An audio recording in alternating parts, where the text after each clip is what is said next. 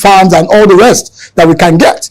As we're struggling with our power as a nation, it has to be one of the options that we incorporate into our energy mix as a nation. Then the one that I think concerns you the most is blue cities, coastal infrastructure, coastal estates. I would prefer to live near the ocean and enjoy the breeze, because the breeze is better if you're nearer the ocean. Have you noticed? It's better. Then you have a host of others. You have blue capital. How do we raise money? And Fiatri, this is going to be very important for you to engage and encourage your financiers to begin to think in terms of what we call blue bonds. Blue bonds.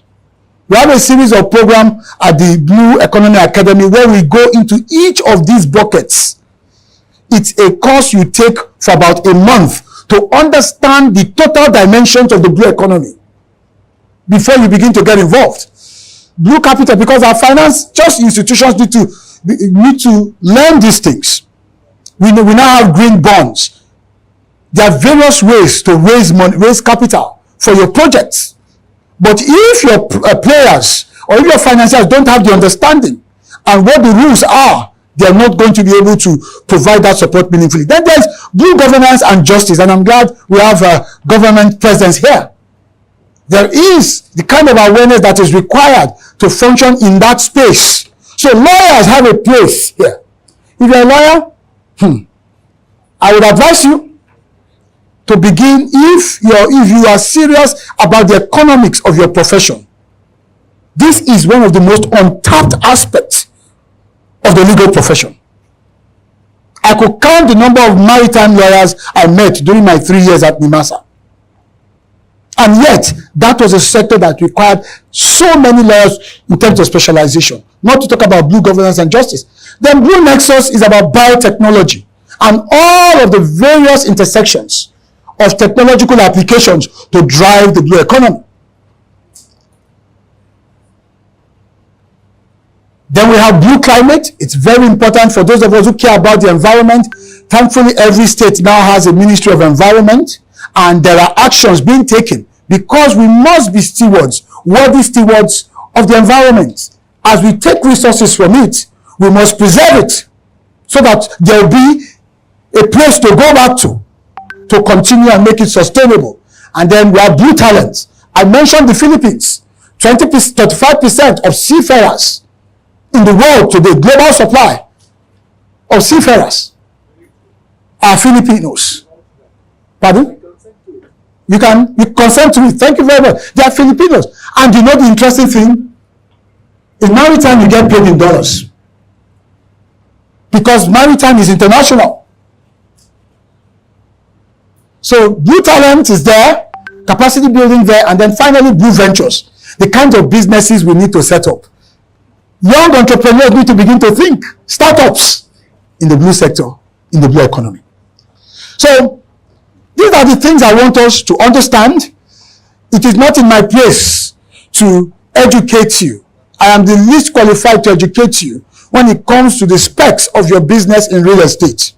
I've only come here to shed light to help project what the trend is as far as this emerging sector is concerned. It's only emergent for us in Nigeria. It is a sector that has taken hold globally.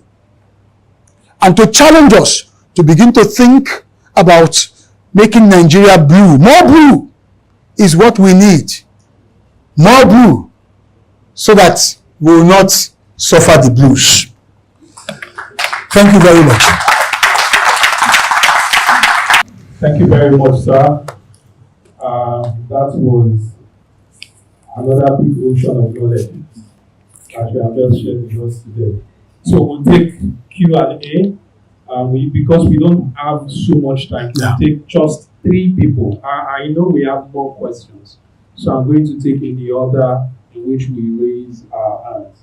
So I have number 1. Please note that, sir. Do we have any other question in the house? Oh, we are all okay. Are you raising your hand? So number 2, sir. Okay. I think that's okay. We are all together. Your name, sir, your family, and your question. My name is David. Good afternoon, everyone.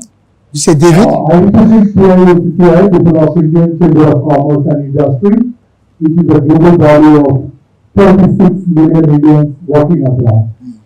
And I head the African region. I represent 54 countries from Lagos. Let me tell you, I don't want to have a question. As Professor Ubong said, I'll use the word professor.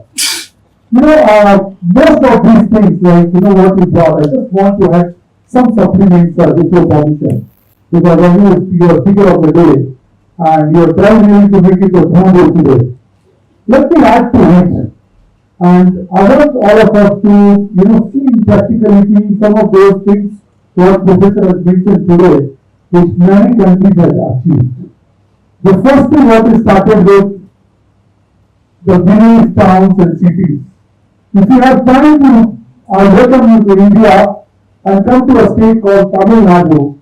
We built a temple from 7,000 kilometers far from Tamil Nadu called Angkor Wat in Cambodia. And those villages, if you see even today, there are houses which are not less than 6 to 8,000 of square feet, the minimum smallest house. Because that shows when you are at the coastal city, you can connect to the whole world. So I just wanted to supplement Professor on this issue, number one. Thank you. Number two, we mentioned an inland waterways. Thanks to our current government in India, they are working tirelessly and which saves cost. Not only cost, the headache that we see on Nigerian roads. I just put in one number. For me, India has got a very big coastal, I don't remember the numbers, I think about 5,000 kilometers or so. So earlier, we used to produce something in Kolkata from eastern part of India and you take to western part of India.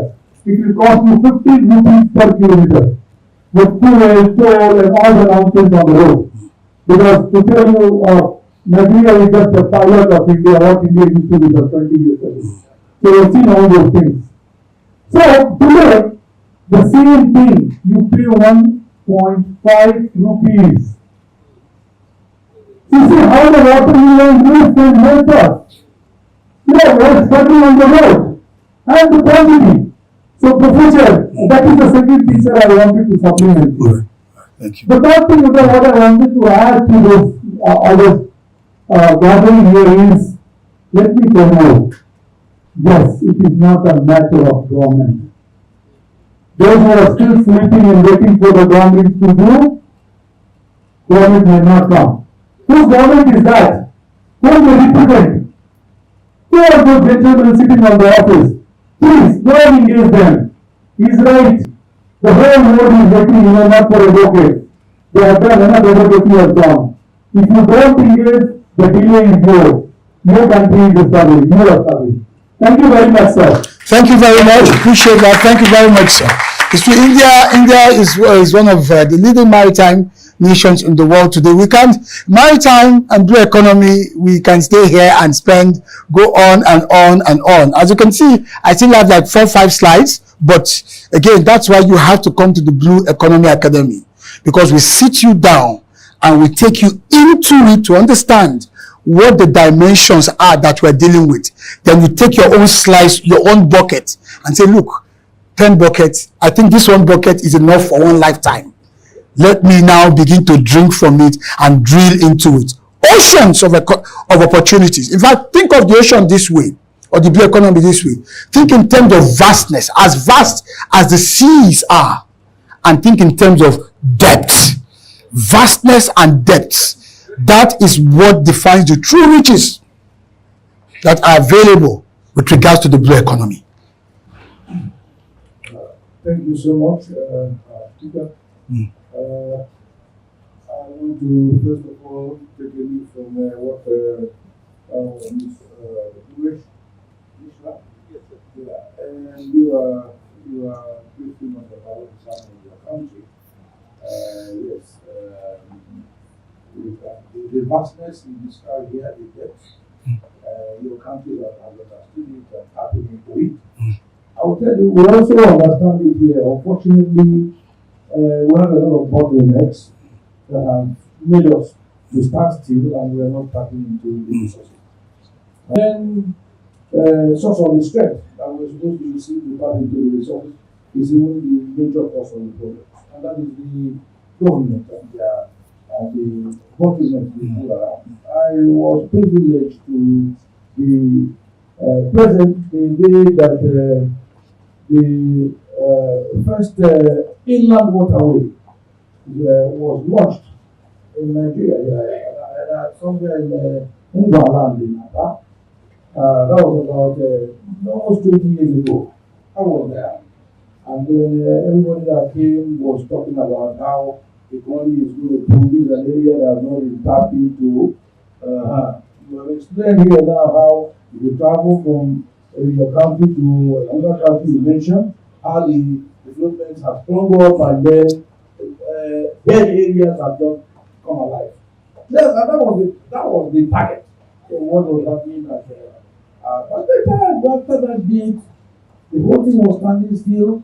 The people who were looking this idea, many of them went bankrupt because of the problems they were having with the government. Everybody in government wanted to come and have a piece of the game and forgot what they were supposed to do. Asking for the own, if you don't want to give me part of this whole thing, the whole matter will die. And later, after some years, I was not hearing that, they said the first inland waterway that we launched in somewhere in Kaduna State. One of the ones that was happening in the people that made it most are not even having it. And so, when you talk about the government is, we shouldn't wait for the government. Oh, we have to wait for them. Because then the beginning, it's not as if we don't know what we are supposed to do. You are here with packed with knowledge about what we can do, and I'm sure so many of us who I've known this. Yes, every day, our eyes are open about the vastness of the new economy.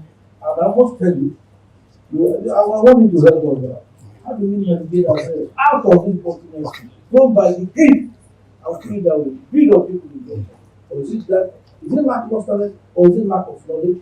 We don't understand. But until that thing is unwound, we will not move anywhere. Thank you very much. Thank you very much. As one who has worked in government, I agree with you. Government is that space. Government all over the world is not just Nigeria. Government is always a laggard. We must understand that all over the world. We can argue the degrees to which this happens or that. For instance, the Department of Government Efficiency, because the current administration feels things are not as efficient as they should be. That's the nature of bureaucracies. That's why I said, that's why I mentioned that quotation, that I could not wait for success. So I swam out to it. Engagement is very important. For instance, one of the things, when we started engaging the state governors, we realized that by going there, telling them, this is what we have on the table that we are about to do, and you might miss out. That was enough to trigger a response. That's why it's a partnership. That's why I said, advocacy will not cut it anymore. We've got to think engagement.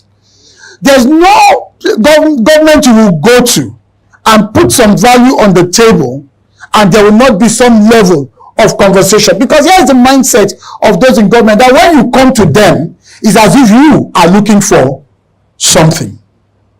That's the typical mindset. But we now need to reverse that look, we are bringing something. There are 8 littoral states. FIABC cannot engage with all 8 and not get a positive response from at least one. Through its network, its alums, probably there might be a FIABC member, maybe honorary member, that is a governor or a deputy governor or secretary to the governor or an influential person in government or in one party politics or the other. There has got to be. Because what I found is that everyone is connected to everyone. But the question is, are you willing? Are you ready? That's what needs to happen. So engagement will trigger things. It might not be enough of what you want, but that can start the process. I can say that out of experience, that the one or two private sector people that came, for instance, she's late now, and God bless her soul, bless memory, Lady Margaret Orakusi. Now, if you go to somewhere around Oyigbo, there's a jetty being built there. I don't know the state of that jetty now. During my time in Nimasa, Margaret Orakusi was probably one of the very few persons I could count the stakeholders that didn't come to Nimasa asking for something, looking for a contract or asking for something. When she came, she was putting on the table, we could see the maritime projects she was doing, and the concern for us was how to not miss out. How to not miss out. We needed to at least find a way to associate with what was going to become a success. She had land cleared. That place was a massive heap of refuse. And she had reclaimed land. She had already cleaned the environment. She was doing that with NIWA and other agencies. And Nimasa had an environmental role to play. I was a special advisor to DG on strategy and communication. It wasn't something it wasn't something I had to struggle with. She had already made a compelling case. This was not somebody coming to take. This was somebody coming to say, look, I've already gone ahead of you guys. It just so happens that I need you to sign off on this or that. This train has already left. We need more of that mindset if we are going to succeed. Success does not come easily. We all have to go out. That's why I said we have to swim out to it.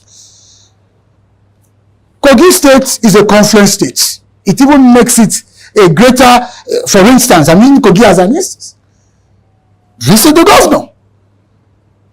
If what you have to use to bring him into the fold is giving him an honorary membership or whatever it is, and then you're laying it at the table and it's clear. So I can't go into the nitty-gritty, but it's a mindset that we have to adopt because government is slow. We have to get ahead of it. That's one of the things that I learned, and that's why I want to encourage and to say, don't be discouraged. Engage and demand. We have senior government officials. I think the two of them have left. The next conversation should be, all right, this is what you're planning to do. We know you're already doing this and that. There's a point of convergence. Let me give you a typical instance. When we visited the DG of Nimasa, then Dr. Jamo visited the governor of Lagos on the Blue Economy Project, for instance. I was on that team. The governor said, okay, you know what? I could be interested in Blue Talent, which is, what's it called now? Seafarers. Training of seafarers. But we already have a maritime academy in Oron, but we don't mind being, what do you call it now, a mini campus in Lagos. I can provide infrastructure. I can provide whatever it will take. I can provide buildings, whatever it will take. Now, what was missing in that meeting was a FIABC-like party. Let's say a CIPM, Chartered Institute of Personnel Management, because we're talking talent here, that could have just brokered it. Now, what could have happened, or the expectation of governance would have been that maybe someone on the Lagos team, in doing their job, would have made that connection. My governor is ready, Nimasa is ready. How do we create this linkage? But because it was government talking to government, can you see what's happening? That match did not light. This 4 years down the line. That's what I'm saying. We cannot, the stakes are too high for us to leave it totally to them. We must up our game. Because if CIPM has said, oh, we have the database, we are the warehouse of manpower development in Nigeria. All right? So do we need to create an agency? Do we need to create a special purpose vehicle? Whatever it is, that's where private sector would have come to lead it. And that's why I'm saying to FIABC that you are in a unique position right now to spark off these engagements. And one thing I want to encourage you to do is to set up a Blue Economy Committee within your body to focus on this and to begin to take some steps. So there are lots of irons in the fires, but we have not connected the dots, the linkages to spark them into life is what's missing. And the problem is that we are waiting for civil servants who by their default status, is their wheelbarrow like. You know what a wheelbarrow, you have to lift it and push it. And when we need to do that, we must do it. Because you are investing, your resources are going into this. So it is in your interest to help drive the policy, if policy is what is needed. If policy is the only thing remaining, to help drive it, it is in your interest. So you must find a way to have a seat at the table. That's how this works. Otherwise, we'll keep preaching it as you've continued to say, and nothing will come out.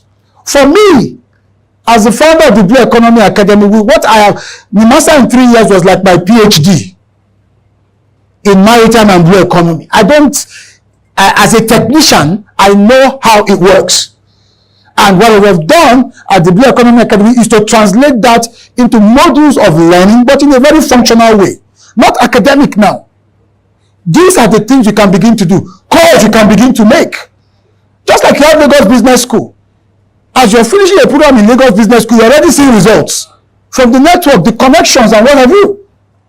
So most of us have access to governance. How are we using the access? How are we leveraging it to move industries and sectors forward? So I feel you, sir, because I've been there, I know what it's like. But what I also know is that if we want something, we have to get up and move the needle. Otherwise, in 5 years' time, we'll be back here and we're still discussing this. And I hope that FIABC can begin to make the move in engagement terms.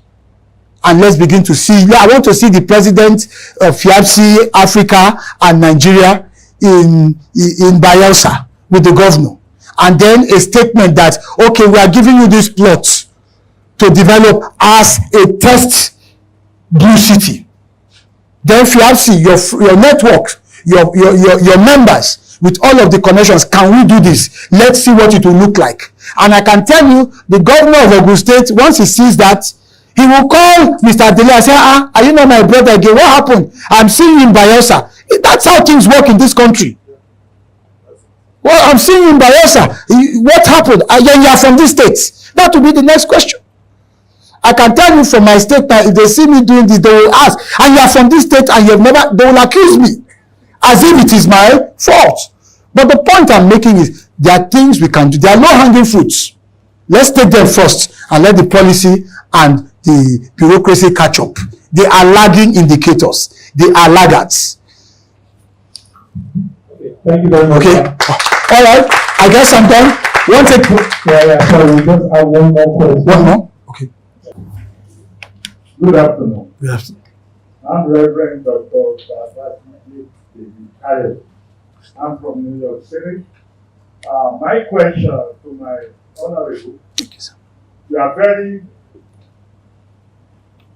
inspiring, your message and eloquent. My question is, I've been watching and I see the ocean bringing dollar in.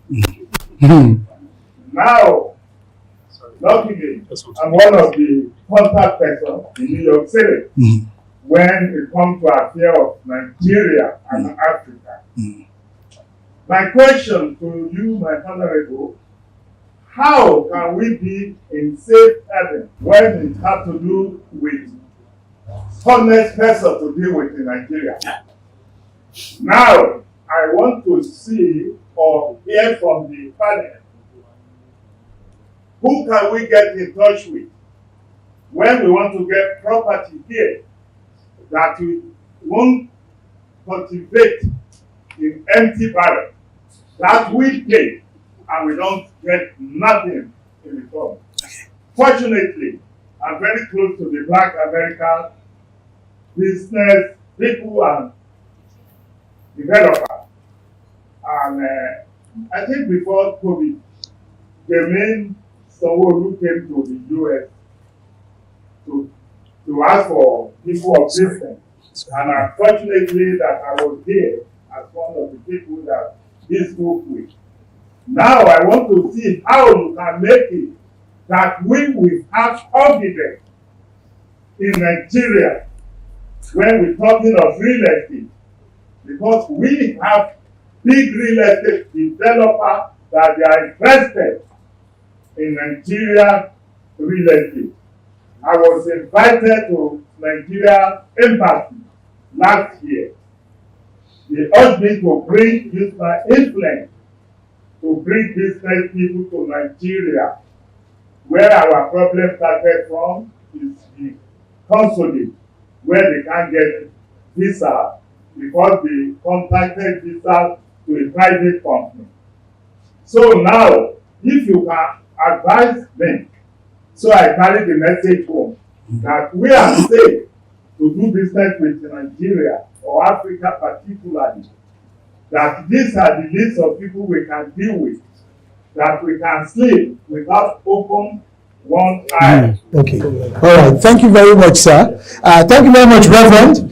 We appreciate your question. It's always a germane concern because these are investments that we're talking about here. I think you are already in the right space. You're already in the right space.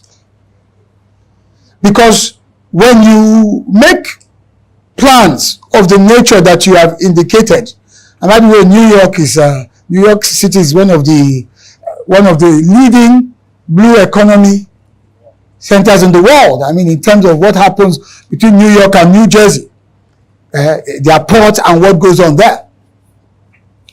So you've come to the right place in terms of a professional having access to the right professionals to guide you in that. And so you'll be meeting with the presidents of the two presidents, FIAPSI Africa and Near East. Mr. Dele is here. He's going to work with you. And then, of course, Mr. Opatola is here as well. So here you have both FIAPSI, which is the international body for real estate practice. And then you also have members of the NIESV, that's the Nigerian Institution for Estate Surveyors and Valuers. So you are in good company. So I hope that addresses your concern. Before I leave, I want to reference something I watched 2 weeks ago on television. It was in Enugu State. The governor of Enugu State and the owner of Landmark. Gentlemen, that's a man that understands what is under that blue rug. That's a man that understands the blue economy. I've never met him. I just saw it, and by the time I turned to it, I saw the governor, and what I could hear was Nike Lake Resort, and I saw Landmark. I didn't need to watch it any further. I could establish what was about to happen. And that's also a governor. That's why I said, go to the governor. The governors are the key to the blue economy. Let's be clear. Yes, we will eventually have a national policy. It's taken a while in coming. We had started that some 3 years ago from NIMASA to the ministry then, and then under the chairmanship of the then vice president. We had a couple of meetings, but then of course, the tenure elapsed or ended, and then here we are. So we will get there. But don't wait for the policy. Write your own policy and start to execute and then converge. There will be a convergence. But if you wait for the policy, it comes in 10 years. Uninvested resources will go latent.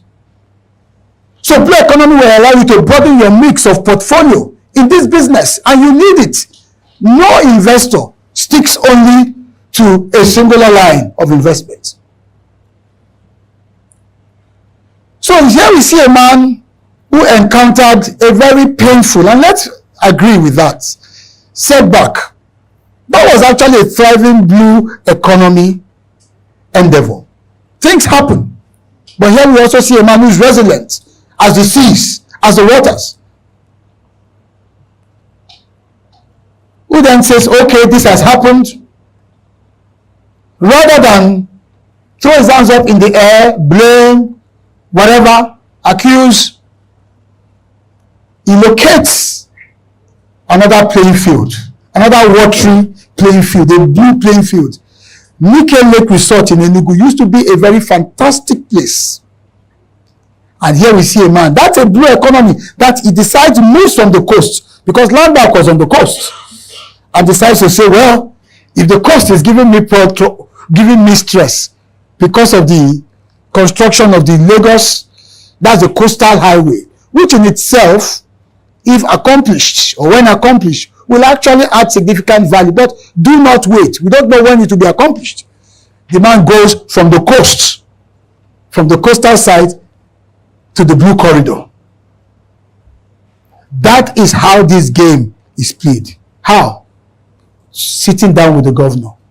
The governor did not need to think twice. This man has something on the table. Gentlemen, that's the point we are making. He engaged, he didn't advocate. So I want to encourage us, and I look forward to our continued relationship, because already NIESB, FIAPSHI have, even though they've not given my certificate yet, I have it. I can walk in at any time.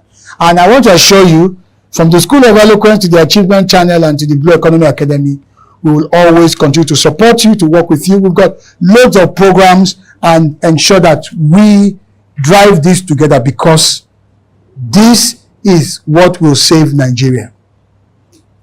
It's what that will save Nigeria. Thank you very much.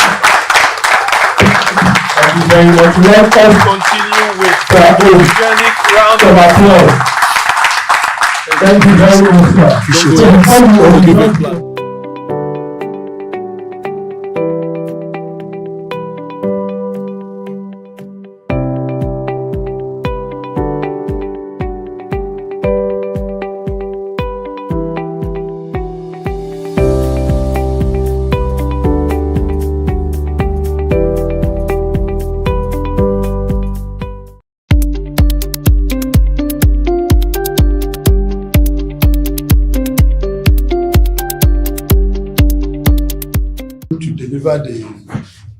Who's going to talk with us, who will lead the discussion, let me say it that way,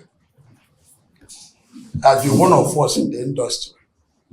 So there is nothing you are going to hear today is probably through practical experience, because he has passed through several ladders in this industry. One, he worked as a SA media to the Master DJ, Dr. Jamu. That was his last port of call. And thereafter, before then, he had a school in Lagos, a very thriving school, called School of Eloquence and Communication. I'm sure most of you have been hearing of it. That's the owner, the proprietor of School of Eloquence and Communication. His name is Dr. S.N. Ubong. So let's give him a round of applause, please. Thank you. Thank you.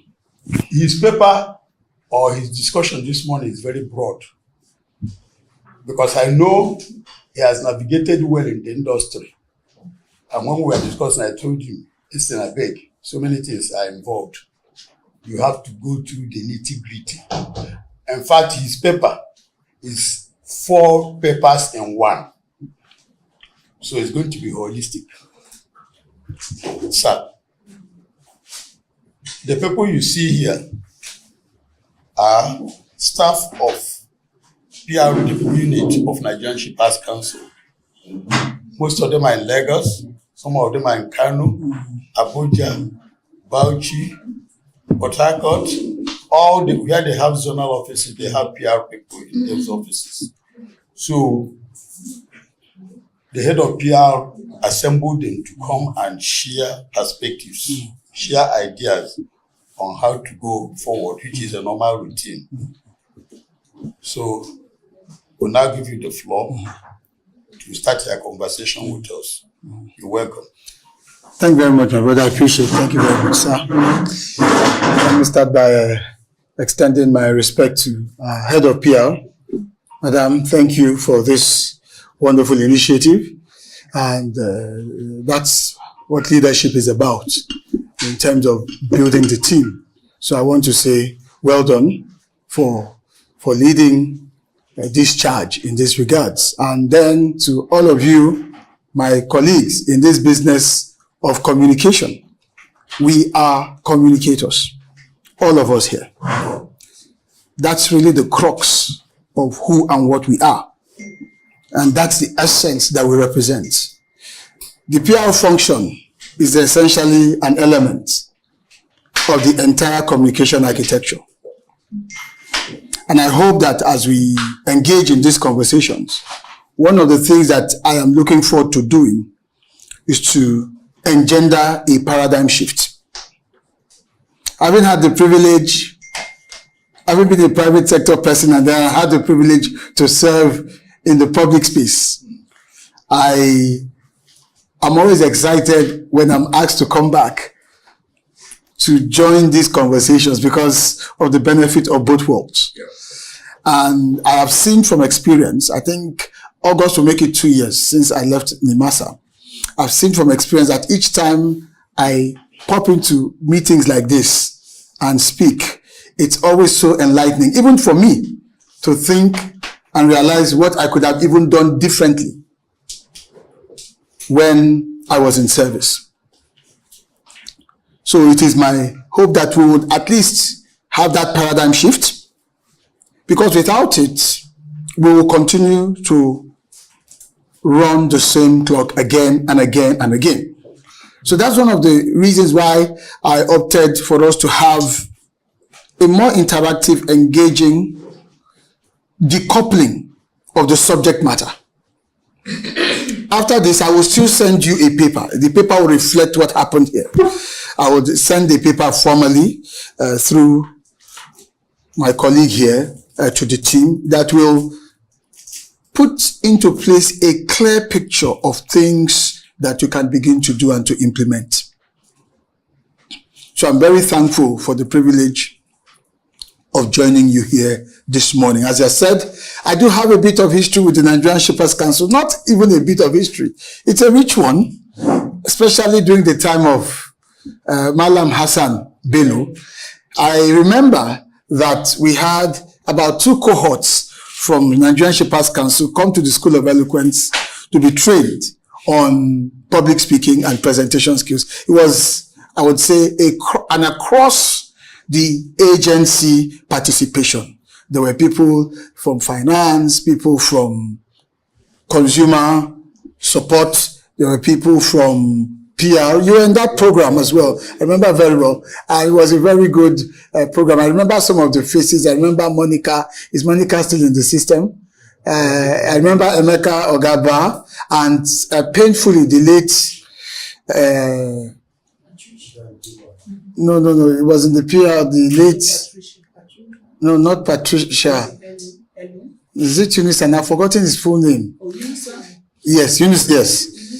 Yeah, was in training, yes, sadly. So we do have that history of maritime. My life in maritime has been a very interesting one. I never knew that I would eventually work in maritime, but I had always supported so many people in the sector. They would come to the School of Eloquence, then we're in GRE Ikeja. We've moved to Ikoyi now, and we would just work. Little did I know that the sea was calling. And by 2020, when Dr. Jamo became the DG of NIMASA, he practically ambushed me and said, you have to come in and work. And I'm thankful as I look back to him for insisting, because I said no for 5 months, but for insisting. And I'm very grateful for that experience. And sometimes you need people like that in your life, because it gave me a whole new career in the blue economy. So I'm very grateful for that. So today we're going to converge. We're going to converge communication tactics, essentially. Even though you're referred to as the PR unit, we're going to converge communication dynamics into that space in our port community system, where Shippers Council operates as the economic ombudsperson. The amazing thing about the maritime ecosystem is that everybody has got their space. For us back then in the Massa, it was all about safety and what have you. But for you, it's pure economics. And so, as we start this conversation to engender a paradigm shift, the first thing I want you to note is that you must see yourselves as communicators, first and foremost. Why am I making this point? The typical tendency when you look at the PR architecture of a number of government agencies and entities, it's a default mode, is that yes, in terms of the PR function, we are almost always on crisis mode. Have you noticed that? We are either praying that something does not go wrong, and when something goes wrong, a lot of the times it catches us flat-footed. So we are constantly playing catch-up. We are constantly in reactionary mode. So we call the press, put out a press release. We are constantly just sending all of these information out for it to circulate. That's what typically happens. And the maritime space being such a volatile operating environment, because there are just so many players doing so many different things, from security to safety to trade, so much just keeps going on. We're here, a lot is going on. We have no clue what's going on. So our thinking must evolve into a more strategic pattern that envisages, that plays the devil's advocate, that anticipates, that just sits down. Maybe in your office, 2-3 of you can just sit down and just begin to throw up scenarios. Scenario thinking must be part of how you operate. Why? So that when it's time for the actual PR function, because it is a leg in the entire communication system, you'll be able to use PR to service the needs of the publics in a way that it burnishes your reputation, rather than trying to use PR as a tool to solve all forms of crisis that requires communication. So we need to think broadly. Because if we keep relying on that PR mentality, most of what we'll be doing will be clean-up business. How many of you agree with me on that? It's a tendency to always clean up.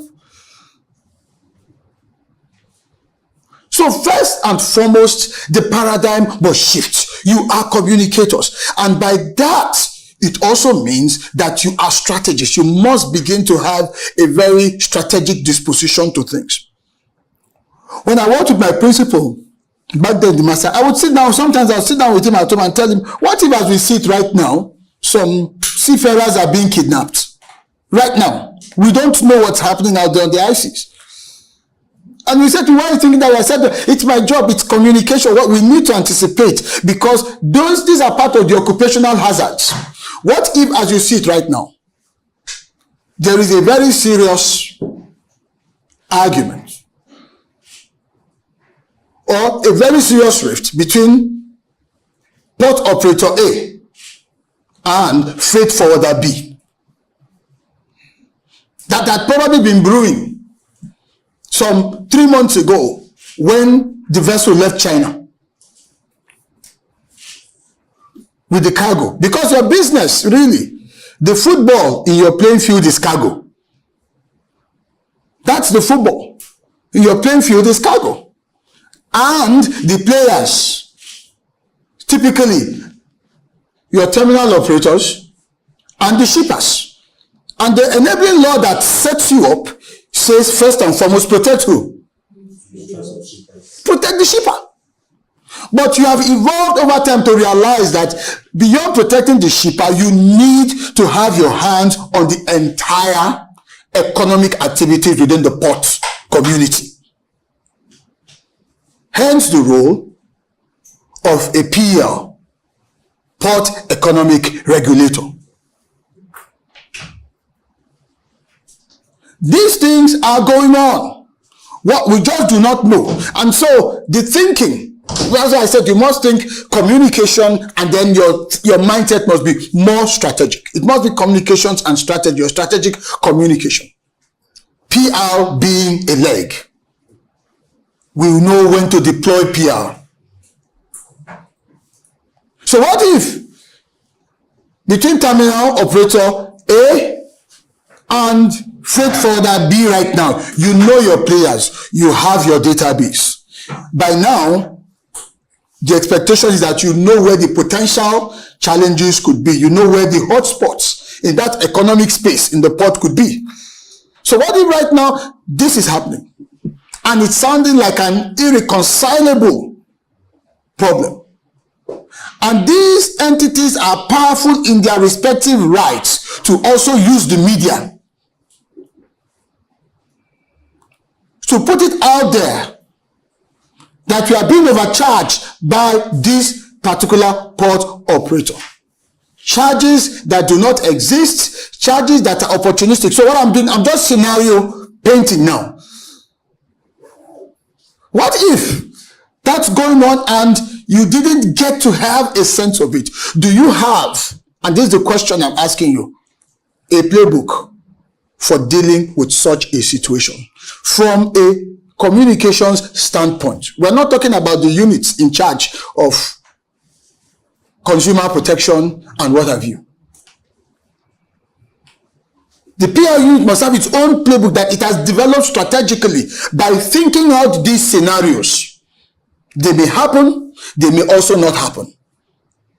But we are strategists, we are in the game, in the business of envisaging and anticipating most times the unthinkable happening, and then bracing ourselves in the event that it happens. That's what it means to be proactive.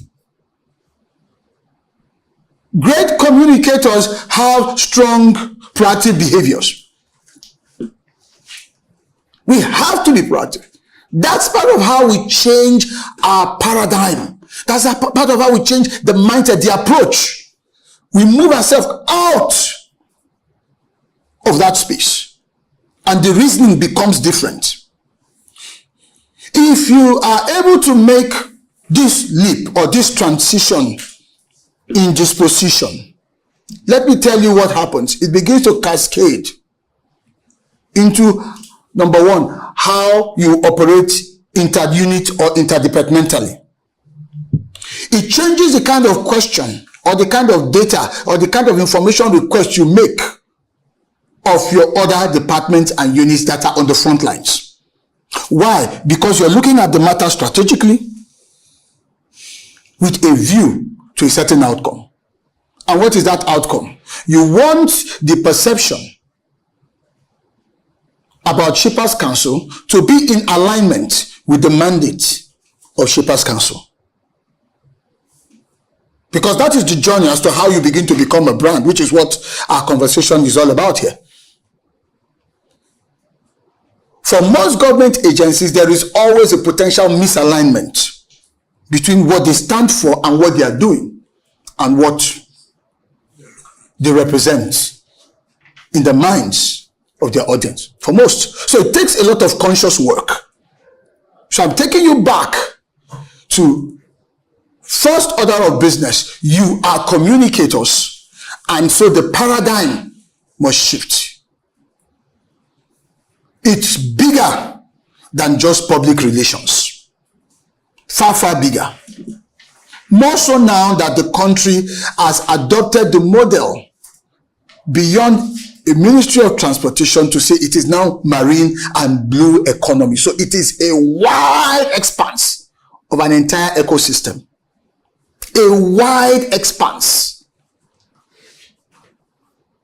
At the Blue Economy Academy, which one of the things I started when I left, finished my service, we're looking at 10 buckets. It's so massive.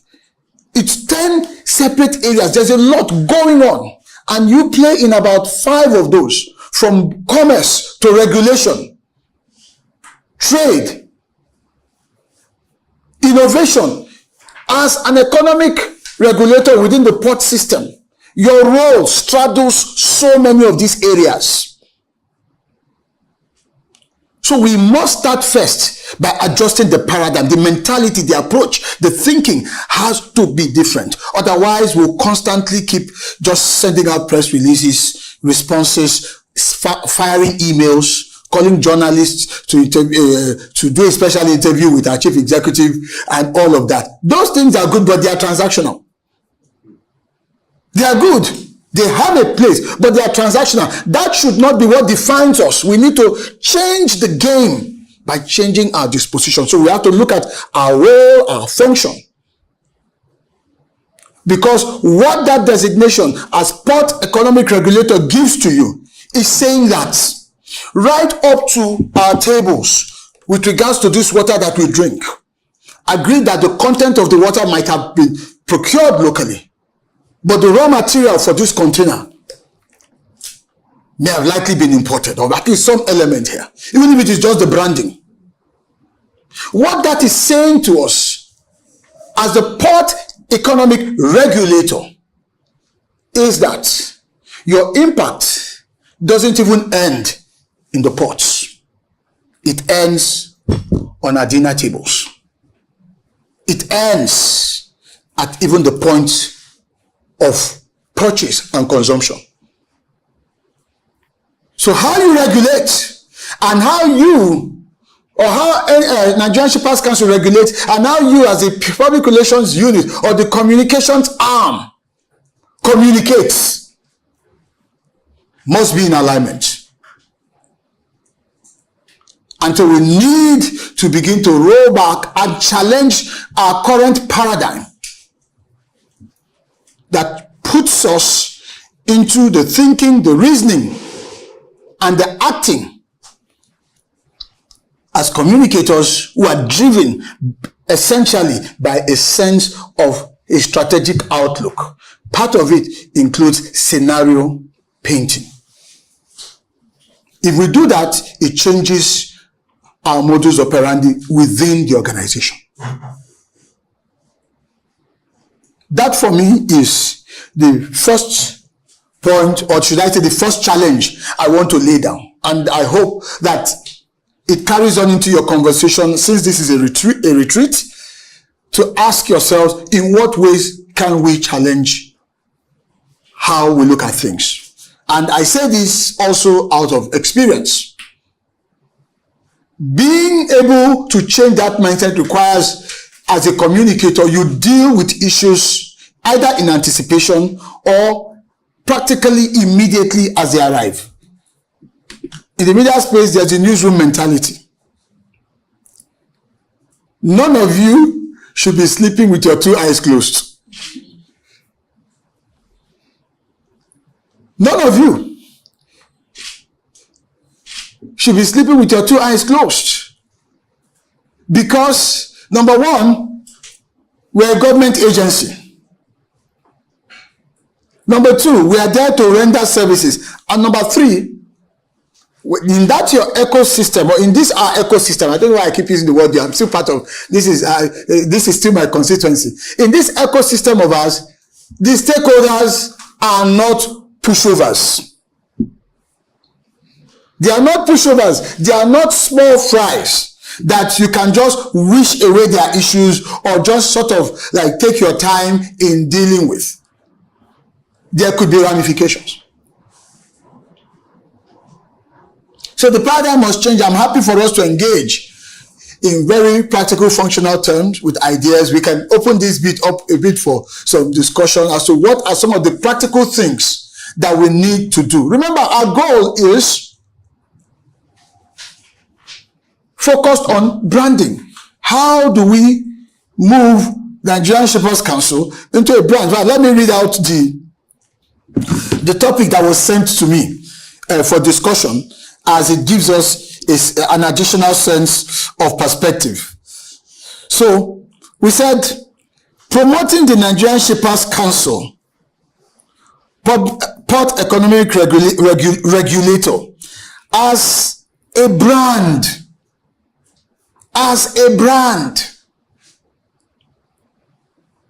using PR, public relations, to manage and safeguard its corporate reputation, addressing and managing crisis while staying ahead of the competition. No wonder I said there are 4 topics. There are 4 topics in one, so we've got to address this as strategically as possible. But for me, as I looked at all of this, it just, in very simple terms, was saying to us as a topic how Nigerian Shippers Council can build a good name, protect it, and stay ahead. That's what it means. How do we build a good name? We protect that name, and then we stay ahead of the competition, of the various challenges that we're likely to meet and to face. So with that in mind, let me hear from this group. Perspective, current experiences. I'll take 1 or 2. I've made the first point, and that is we need a paradigm shift. Do we agree to a large extent that the model has to adapt? And I say that because I was responsible for an entire PR unit during my 3 years in the NIMASA. So it was constantly a bit of a challenge. And one of the things I tried to encourage the team to do was that, look, you cannot go to sleep at 5 p.m.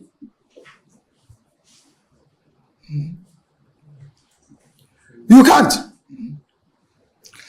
Because number one, a number of things, and let's level with each other here.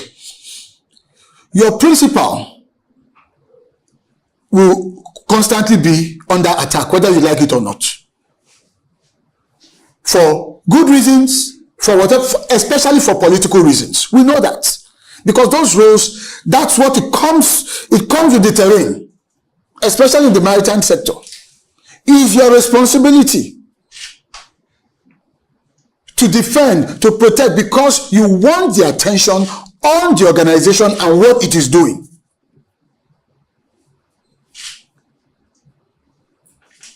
Number 2, the potential volatilities in your modus operandi in the sector, going on at the ports, going on along the entire environment of the ports.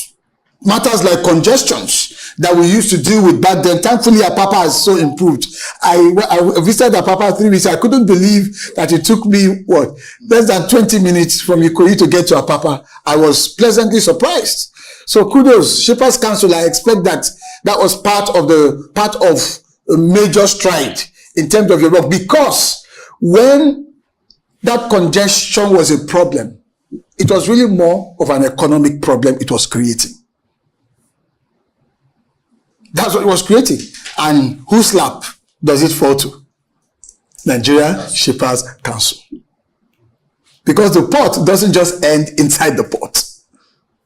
The contiguities around the port, the enabling factors for quick evacuation of goods, quick in and out, it's your problem. So you could not have afforded to sleep. And so what should be the nightmare scenario for you now is worrying that it could happen again. So what is in your playbook as a PR unit for that? That's why I said the paradigm has to shift to become much more strategic. What if the build-up begin again? How will you communicate it? How will you deal with it? Of course, management will do its job, but from a public relations standpoint, how will you deal with it? Another point I want to ask you, now that we are enjoying that reprieve, the corridors have become very easy to navigate. How are you leveraging it as gains to strengthen Nigeria Shippers Council as an entity so that it becomes a brand? Because what happens is that there is peace in town. Everybody now goes to sleep. Praise God. That piece is gain. So from a strategic communication standpoint, you should be milking it, addressing it, consolidating on it from a public relations messaging standpoint into gains. But you have got to sit down together as a team and with strategic worldview, ask yourself, how do we do this? Because the window of doing that is what you can actually cash into your brand equity. Because we're talking about how we build this organization into a brand. Everything we do or fail to do as communicators is affecting the brand status, for good or bad. So you can see why I said that the paradigm has to change. It's not just because of handling bad situations. We have to stop doing what I call, or what CNN calls janitorial services. It's CNN that came up with that term, that terminology. Why? During the first tenure of Donald Trump, he would say so many things, and then the White House press unit turned into a PR machine. They were not communicating strategically on issues. So without people like Sarah Sanders, who's now governor in Arkansas, she was always at the forefront. And anytime Trump has gone to say whatever, has done whatever, the next you see her there trying to walk it back. And CNN named it aptly. All right, Sarah Sanders was around to, of course, do some janitorial services. We are not janitors. We are communicators. We need to lift our paradigm seriously, because that will help us shape even what our principal is doing. It will help us shape even his approach. You are responsible for your principal, the executive secretary, chief executive of the organization. You are responsible for him because, like in my time in NIMASA, our policy simply stated that the number one public image maker for the agency was the Director General. I don't know if that's the same in Nigerian Shippers Council. The same. Is that in every organization, the first public image for the organization is the chief executive. So your evolution must be so strong and robust to a more strategic level that it influences the approach of even your CEO and his immediate team when it comes to putting narratives out there and how they do that. It must be that way. So I'm appealing to you to take an open mind to this and begin to challenge yourselves towards this paradigm shift, to being more communicators and more strategic in your approach, whether the situation is good or bad. Because when you're more strategic, even when it's a bad situation, you can turn it around. Not by papering over the cracks. Not by trying to launder the situation. But by acknowledging, accepting, if it's a crisis, for instance, and then positioning what is being done and how you're restoring confidence back into that particular situation. It's still part of strategic thinking. But if you're still transactional, when there's a crisis, the first thing you do is to put up a wall of defense. As you know, in the port system, it's not only Shippers Council that is there. There are the tractors. You begin to look for various other things and trying to skirt the issue. But if you're strategic, you can own the situation and then turn it around. Taking responsibility, showing that you're even taking responsibility to address it is a plus. It's part of what adds towards your brand evolution and your brand equity. So first order of business is the paradigm shift. If that's the only thing I can successfully implant in this team, to go back and create a stir and engender a debate amongst yourselves, I think it will make a world of a difference in directing the flow of how you conduct business communication-wise. So, with that out of the way, let's explore perspectives. I'm going to open the floor for just a few minutes before I go on to my second point. We're going to take this in phases, in buckets, depending on how much time we are eventually allowed. My style, because I've been a teacher all my life, is typically when they ask me to deliver a paper, I always tell them, he was asking me about the paper. I said, don't worry about the paper. I am the paper. I am the paper. Well, the goal in communication is to address the issue. That's the first goal. Because it's a retreat, that's why I didn't really bother about having a written speech. We will have all that we've discussed. You're going to get it in a clear paper format that strengthens the team. I'm sure by this evening, my team will have something out. I have my camera person doing the filming, so we'll get all of that together, and then we'll have something well structured for you that you can use and develop a playbook, come up with things that can really help the team, galvanize the team, give you that sense of above just PR. We are communicators. So let's deal with this. There's nothing too problematic, too negative that we cannot absorb, we cannot handle. And by the way, you're not the one necessarily responsible for the negative developments. Sometimes bad things happen in some sectors.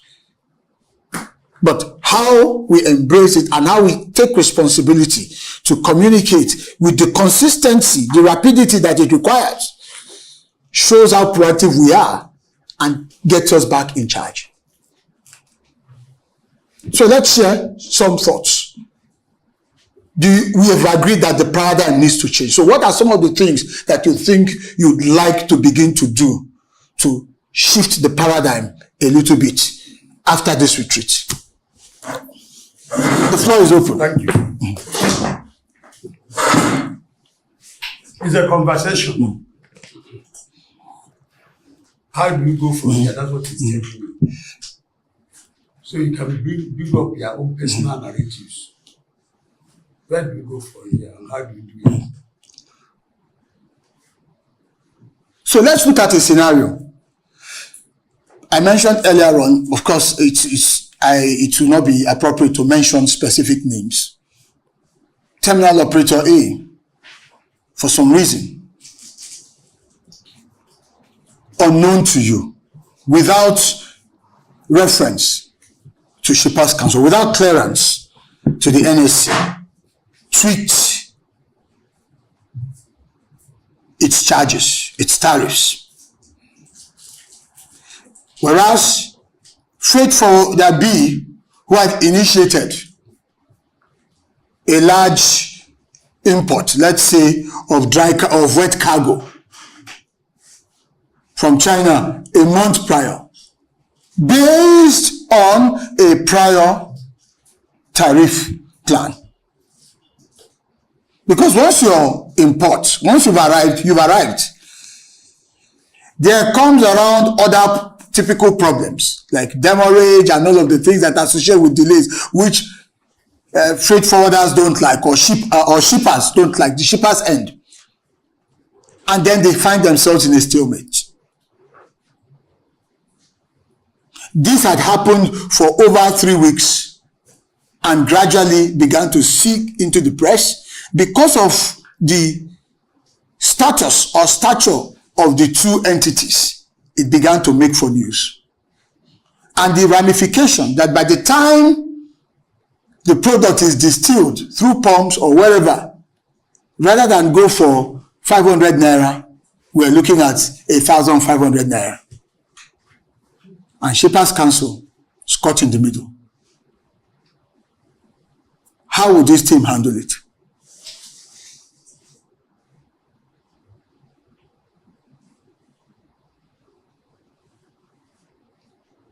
It's a question put all of you. Yes. Now, Please. let's hold on. Martin, I know you are senior staff. Put this scenario which happened with Shippers Council about 2 or 3 weeks ago. We were all there when they said One worked in One has increased charges. We were all there. Okay. You had it. Okay? Now, at that level, what is just a similar thing you're asking me, what would be your response level when you hear that type of thing? And suddenly, one of the freight forwarders came about that what shippers can do, that just they're wasting time, they don't have any responsibility to do. You had it. It was on press. Now he's asking you, at that level, what would be your response level? What would you do? One way to look at it is, how have you been typically till now responding to those kinds of situations? And then what needs to change From there. Typically, when I remember during my time in governance, typically when a crisis like that happens, okay, all right, we need to go, let's put out something, let's send something to all of our maritime press, whatever. It's not our responsibility, this, just to at least circulate, at least let our voice be heard that we are in the mix. That's what we used to do back then. I don't know if that is also the experience. But so let's look at it from the way we have been doing it and then ask ourselves, can we do it much more strategically, differently, in a way and manner that we benefit more in terms of our name, in terms of our reputation, in terms of the brand? I didn't want to mention it. No, I have to be out of respect for this. You know, in that respect, like the issue of grad we are trying to discuss. Yes. Now, first and foremost, I think when it happened, the head of PR first looked at the story and saw that even Shippers Council gave that approval in 2021. In 2021. And the mischief maker in 2025, from nowhere, came and said, how can they be giving improving rate charges by this year? When the economy is bad, the cargo is not coming in, there are a lot of international this thing, and so why should they do that type of thing?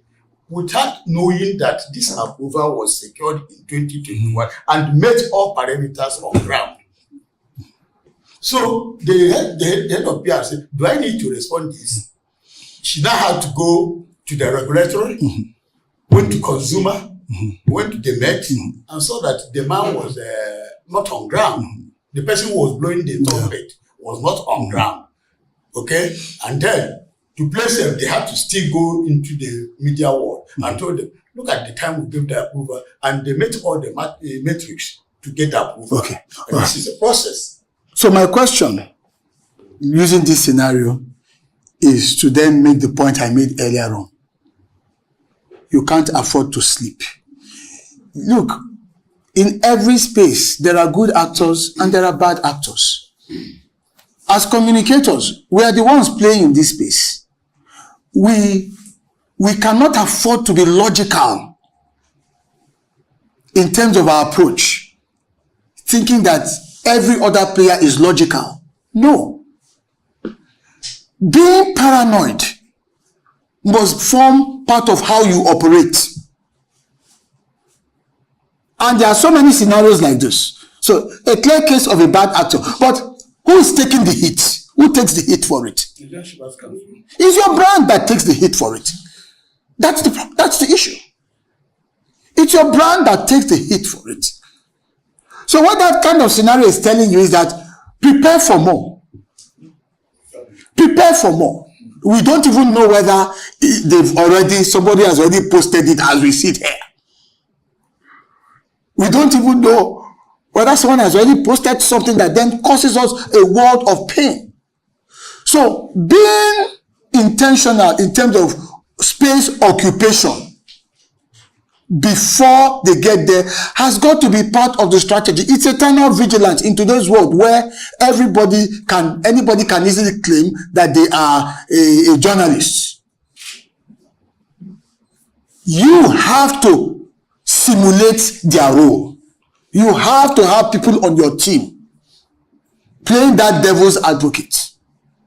What if has got to be the question that you ask consistently, tirelessly. What if? That's what we used to do back then. I'll just say, what if they kidnap 6 people and 3 of them are Chinese? This is a year where we are applying to join the IMO and all of that. And what if? And people, in fact, people used to call me crazy back then. Why are you crazy? I said, but that's just that's the nature of the business. That's the way that we are in. Anticipation. We must be proactive. And being proactive is simply being strategic.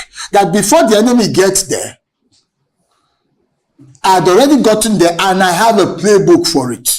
So I'm not just reacting, but I'm dealing responsibly with the situation.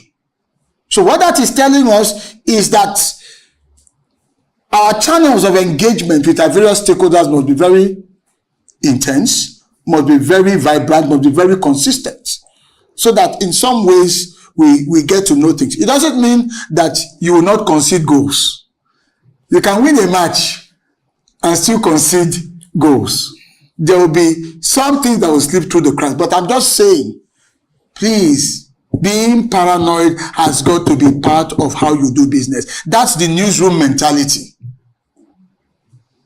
Dealing with breaking news. How do you think